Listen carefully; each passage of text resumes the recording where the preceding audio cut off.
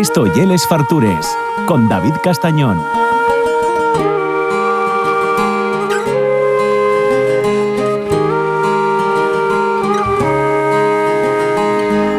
N'alta Viesca el al padre, no cimero del Corquieu, dende Isis y Lare, la natura es poxigara, al urriello subire. Bueno, tenemos un fichás de Branu, de los buenos. Si la cosa sale bien, vamos a ficharlo todo el año, porque... Ahora es en pretemporada, tampoco me fallas correr mucho, que está la cosa cruda. Te hizo sintiendo a Sandro Martino que va al pato. Sandro ye escritor, filólogo, lletrista, la letra que sentís de Corquieu y del entama proyectos per Dayuri, traductor también. ¿Vales pato, Eso no lo dice la mujer. La mujer no opina lo mismo. Y repugnante, que lleva que presta. Y repugnante. Eso sí, eso hay que repugnante lo más. Sandro Martino ya repugnante. Y es repugnante, hay que llevar todos la camiseta. Hay que hacer una camiseta. Sí, entonces, bueno, yo propuse que, como sé yo que es repugnante y compartimos repugnancias, que viniera al programa a hacer unas repugnancias de Branu especiales. Oye, echándose unas risas, ¿no? Echándose unas risas. Eso es de lo que se trata. Y si queda un poco de pozo para ir a mejorando este país, mejor todavía. Si da quien toma nota, alguna nota. Efectivamente. ¿Qué tal? ¿Bien? Bien. Bien, aquí estamos. ¿Tamamos? Venga. Va, dai. A ver, venimos a hablar de repugnancias gastronómicas barra turísticas. Sí. ¿Vale? Ya sabes que yo vivo en un pueblo muy turístico, un pueblo que estamos 2 meses que tenemos que renunciar a bajar a la villa porque no se puede, sencillamente no se puede. Está muy masificado, está excesivamente masificado, aunque el alcalde opina que no. El día que encuentre a unos durmiendo en gallinero de casa, ya verás cómo se va a enterar de que está masificado. Pero bueno, él dice que no está masificado. Y está muy masificado. Entonces, como estas repugnancias van a ir sobre todo del Branu y de la gente, de que las cosas que pasen en Branu, alguna no tiene por qué ser en Branu, lo primero que quería hablar era hacer 4 estalles de turistas. Sí. Unos, vale. Mía, quitando una subespecie, la clasificación no es mía. Como todo el mundo, están los turistas. Sí.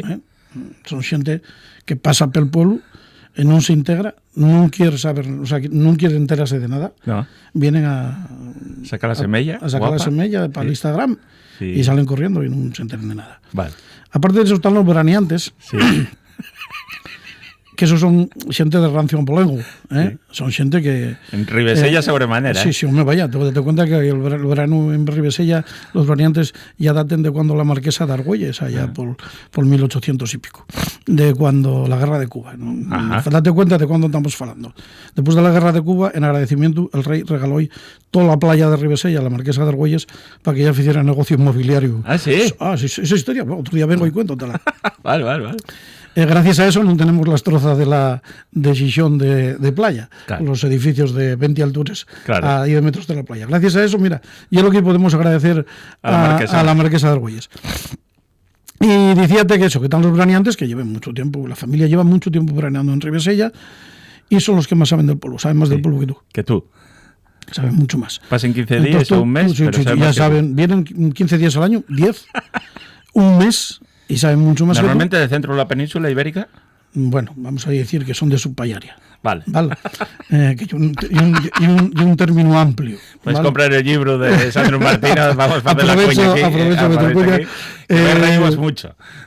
Estos veraneantes, digote que normalmente esos casos mercaron los abuelos, los tarabuelos, o en antes, y ahora el problema es que ahora son herencia de 35 primos, que quieren venir todos en agosto y no caben.